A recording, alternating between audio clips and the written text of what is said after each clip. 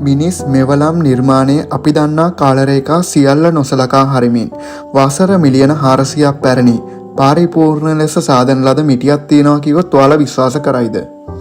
මිනිසා විසින් සාදන ලද පෙනෙන අඩි 300ක් ජලය යට පිහිටා ඇති දෙවන්ත පරිපූර්ණ චක්‍රීය වස්තුවක්. නමුත් ඒ කවුරුන් විසින් නිර්මාණය කරන ලද්දක්ද? මුහුද පතුලට මේ ගියේ කොහොමද? අදටත් අභිරහසක්.